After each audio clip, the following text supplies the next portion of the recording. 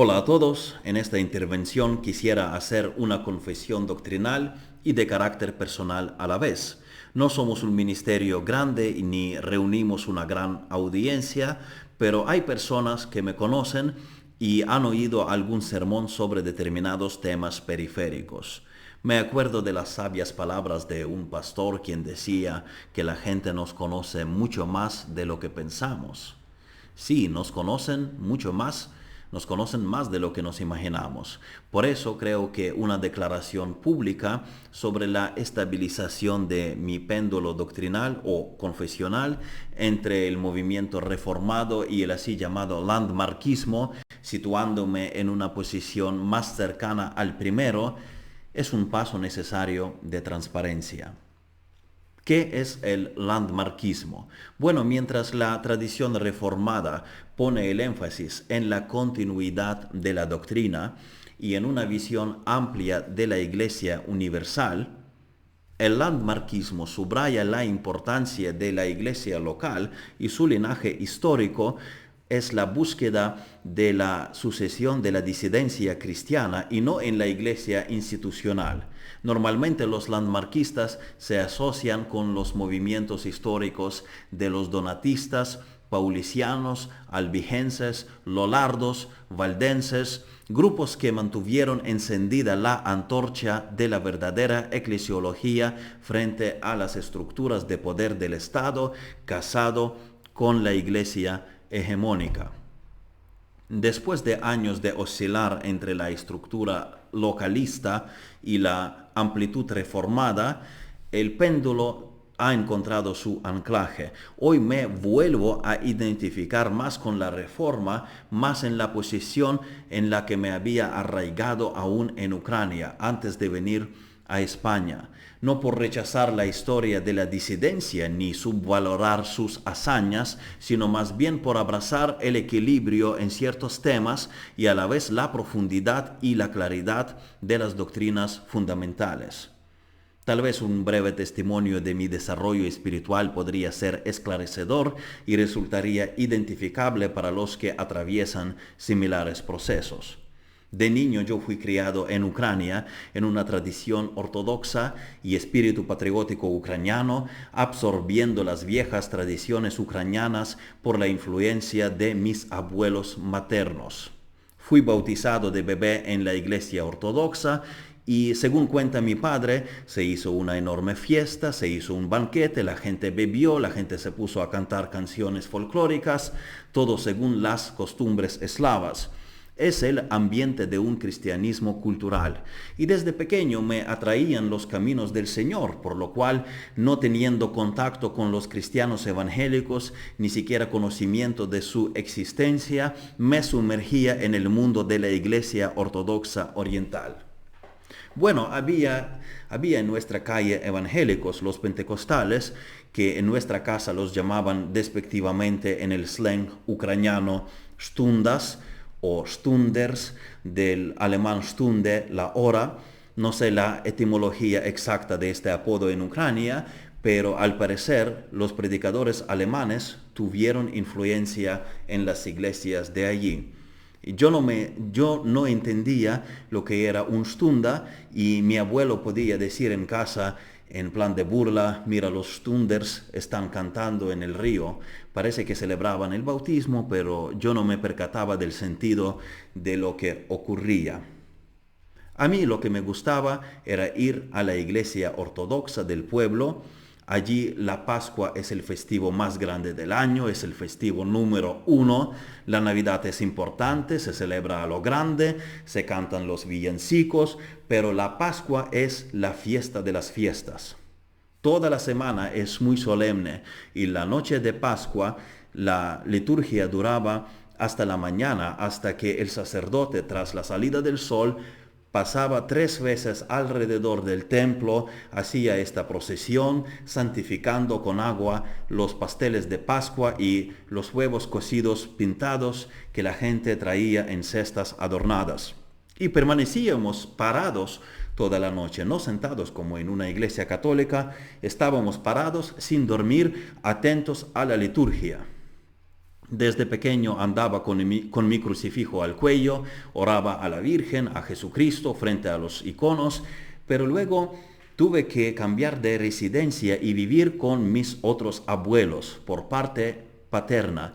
Mis padres estaban divorciados y durante mi niñez viví en diversos sitios con varias combinaciones entre mi madre, mi padre y mis abuelos. Mi otro abuelo era pentecostal. La abuela, en cambio, era muy activa en la iglesia ortodoxa, cantaba en el coro, recitaba el salterio en los velatorios y preparaba el pan para la iglesia. Y le disgustaba que su marido era un evangélico, era un pentecostal, pero el abuelo tuvo tumor oncológico en el pulmón y pidió a los pentecostales locales que oraran por él. Él sobrevivió la cirugía y se convirtió a Cristo a través del ministerio de esa iglesia local, cuyos miembros en su mayoría habían superado la represión en tiempos de la Unión Soviética. Por ejemplo, su pastor pasó años en prisión por la palabra de Dios. Había miembros que arriesgaban su libertad y su vida contrabandeando Biblias desde el extranjero, y mujeres que copiaban el Nuevo Testamento a mano, escribiendo a mano en libretas. Era una iglesia fiel. Este abuelo me empezó a llevar a los cultos y a la escuela dominical. Precisamente la escuela dominical jugó un papel crucial en mi entendimiento del Evangelio. Y no se trataba de dibujar el arca de Noé en las clases. Estudiábamos la palabra y las doctrinas con seriedad. Las canciones no eran 3 aplausos, eran canciones que cantábamos de los himnarios. A los 12 años nuestro tema favorito fuera de la clase era el calendario escatológico. Nuestra maestra estaba sumamente preparada y fue un ejemplo increíble de devoción, piedad y amor. Recuerdo que nos decía: vuestras oraciones son muy pobres, tenéis que leer más el libro de los Salmos para enriquecer vuestro lenguaje cuando oréis en clase. Pero me convertí a Cristo más tarde, cuando tuve esta experiencia personal y toque del Señor en mi alma, leyendo las Escrituras a solas, después de haber abandonado la iglesia y escuela dominical y andado en la maldad en la edad de adolescencia. Era el Evangelio de Mateo, particularmente este versículo, Mateo 11:28, venid a mí todos los que estáis trabajados y cargados, y yo os haré descansar. Y me tocó profundamente, como nunca antes. Desde aquel día sentí la lectura de la Biblia como el llamado de Cristo personal y directo, como jamás lo había sentido antes. Cada día la lectura era más cautivadora y más aterradora a la vez, pues me aterraba la santidad de Dios. Una profunda y abrumadora preocupación por mi alma y por la profundidad de mi propia pecaminosidad se apoderó de mí. La distancia entre Dios y yo parecía crecer exponencialmente cada día mientras yo leía el Evangelio. Pasaba todos los momentos libres leyendo el Nuevo Testamento. Y empecé a orar fervientemente, luchando con Dios con mis propias palabras, simplemente pidiéndole, rogándole que me mostrara cómo podría estar de su lado. No tuve paz hasta que tuve claro frente a mi conciencia la muerte de Cristo por los pecadores. Fue como si mis ojos se abrieran de repente. Todo el mensaje de la Biblia, la estructura de la redención y su narrativa empezó a tener sentido e inapreciable valor personal. Entendí que esto era para mí.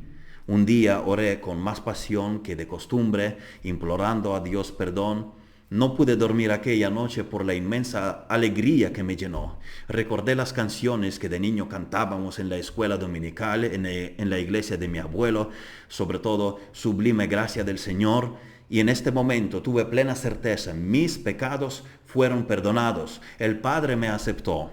Abracé el Evangelio, conocí a Jesucristo y ahora estaba seguro en sus manos. Me incorporé a la iglesia pentecostal de mi abuelo cuando fui bautizado por fe en Jesucristo mediante inmersión 2 meses después de mi conversión. Pero el primer día que manifesté mi deseo de ser bautizado, el liderazgo me trató con severidad, retándome a examinar si mi conversión era realmente genuina. En la primera charla básicamente me mandaron para casa a leer la epístola a los romanos. Y un poquito me disgusté, pero yo seguí los pasos que me indicaron. A ver, aquella iglesia no era como las típicas iglesias pentecostales que muchas veces vemos hoy. El evangelio de la prosperidad no solo no se predicaba, perdón, sino que se repudiaba rotundamente. ¿Qué prosperidad podían buscar los pastores que habían sido encarcelados en la URSS? Tampoco simpatizaban con la modernidad de las iglesias carismáticas. Recuerdo que un carismático que vino de otra ciudad a nuestro pueblo quiso unirse a ellos, a esta iglesia pentecostal, y le preguntó a un diácono qué pensaba de las caídas al suelo y todas estas cosas. El diácono le contestó, sin más, que eran cosas de demonios. Así pues, pueden hacerse una idea de qué clase de iglesia era. ¿Por qué era pentecostal? Porque creían en la continuación de los dones de señales, pero su mensaje era Cristo crucificado, y era un pentecostalismo diferente al que conocí años después aquí en Ferrol, en España. Aquellos hermanos celebraban sus cultos con reverencia, con solemnidad y un estilo de alabanza tradicional. Ni siquiera ponía pentecostal en su nombre, se llamaba Iglesia de los Cristianos de la Fe Evangélica. Pero un día, en otra ciudad, conocí a una familia bautista. Me llevaron a su casa y allí vi una enorme biblioteca. Como yo ya sentía un gran deseo de predicar, el Señor me estaba llamando al ministerio de la palabra, me fijé en un libro en particular, un libro para predicadores, los discursos de Spurgeon a sus estudiantes. Lo pedí prestado y me sumergí en su lectura durante los siguientes días. Curiosamente, aquella iglesia bautista independiente era arminiana y al darme el libro me advirtieron, ten cuidado que este hombre es calvinista.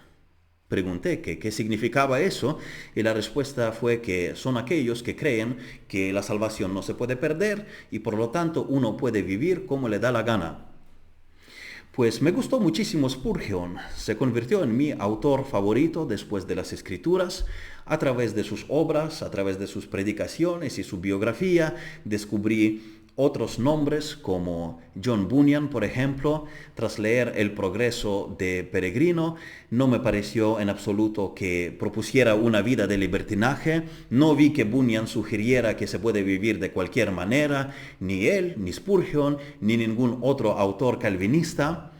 Empecé a leer a los puritanos, Thomas Watson, Thomas Boston, John Owen y neerlandés Wilhelmus à Brakel.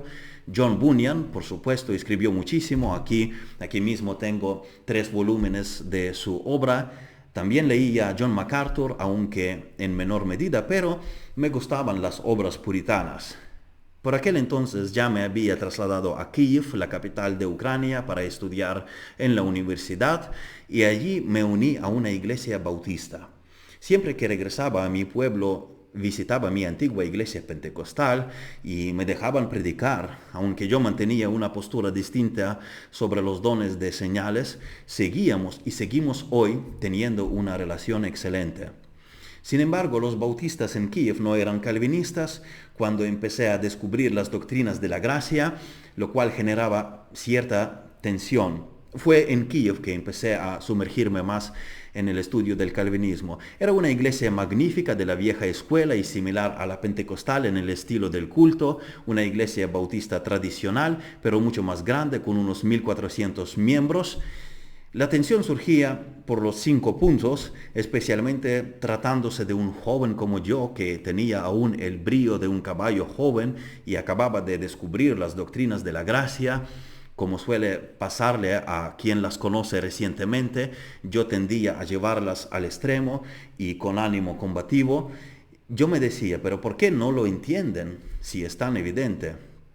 Siempre el calvinismo para mí era sinónimo de teología reformada y me matriculé más tarde, ya al llegar a España como misionero por una misión evangélica, me inscribí en un seminario reformado a distancia en los Estados Unidos.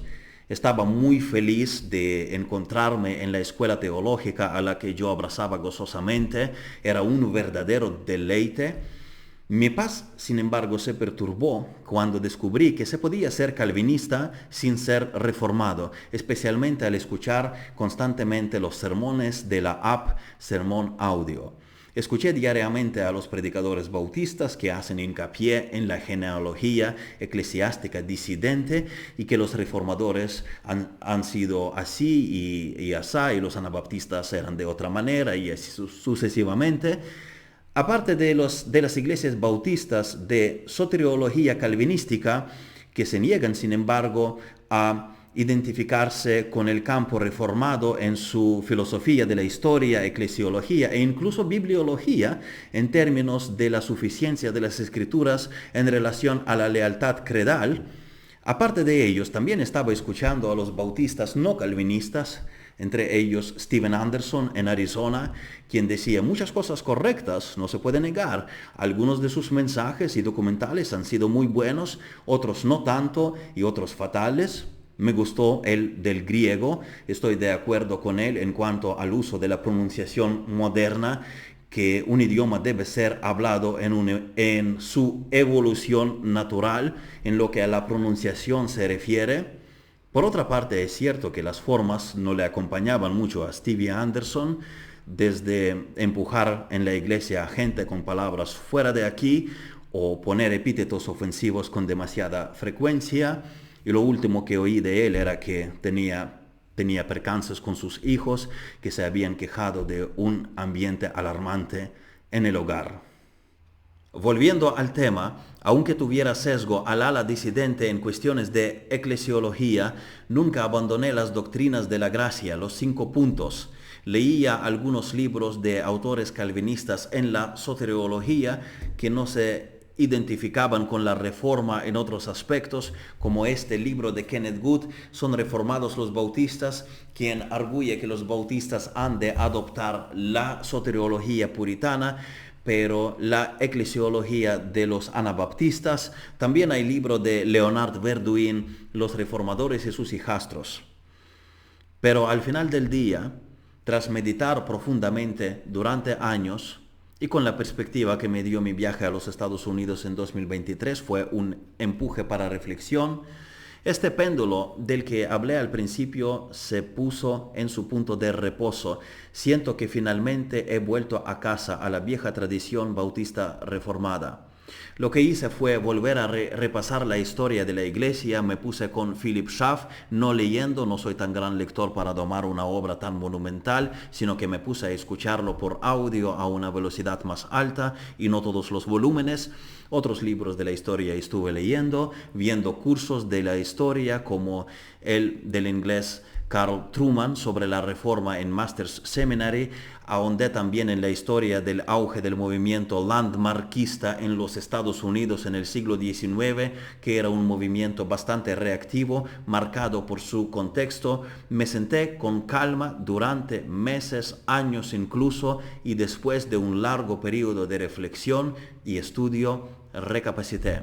Uno de los distintivos de las iglesias landmarquistas, algunas de ellas al menos, es la comunión cerrada, que la cena del Señor debe servirse únicamente a los miembros de la iglesia local donde se administra la Santa Cena. Me puse a escuchar por internet unos sermones durante el viaje por la tierra de leche y miel, sermones en defensa de esta postura, y fue una decepción escucharlos. Igual no me tocaron los mejores expositores de su línea ni los argumentos más fuertes que pudieran presentar, pero me parecieron ideas presuposicionales, es decir, sabemos que tal cosa es cierta, por eso estos y estos textos deben interpretarse a la luz de eso que sabemos que es cierto.